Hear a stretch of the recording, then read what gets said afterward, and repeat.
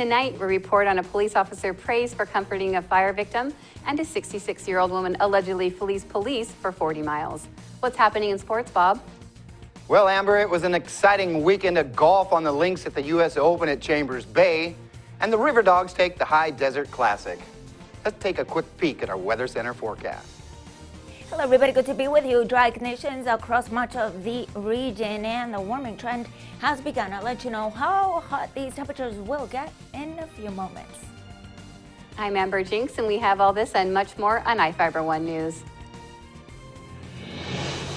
From the iFIBER 1 HD studio here in the heart of the Columbia Basin, this is iFIBER 1 News.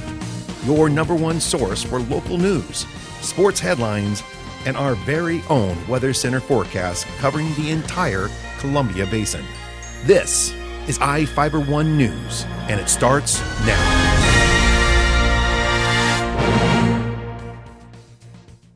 The officer gave her money and spent time calming a single mother of 2 children as her only vehicle was being destroyed by fire.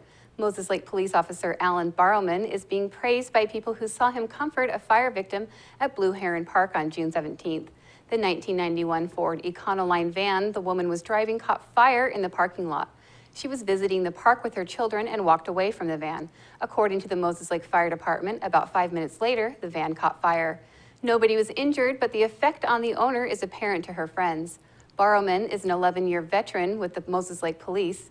Jennifer Kern-Zickler said the woman is her friend, and people wanting to make donations to help can email her at efredabss@yahoo.com.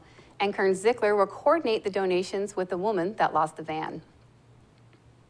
Ephrata was filled with the colors on Saturday as about 200 people participated in the Dash of Color Fun Run benefiting the Columbia Basin Hospital Foundation.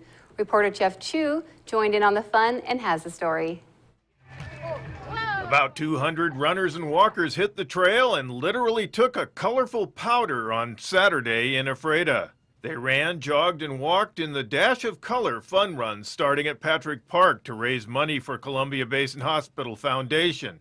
Elena Lodi, Columbia Basin Hospital spokeswoman, explained the reason behind the Dash of Color Fun Run. It goes towards the hospital for any needs that they need that's not in the budget, furniture, machines. We just bought a plasma freezer for the lab, so things like that, yeah. Lodi said she did not know how much money was raised. Many participants showed their colors during and after the race, which included red, green, blue, and orange. It was a family event with dads sometimes shouldering their kids. I'm Jeff Chu for iFIBER 1 News. The residents in Lakeview Park no longer need to boil water.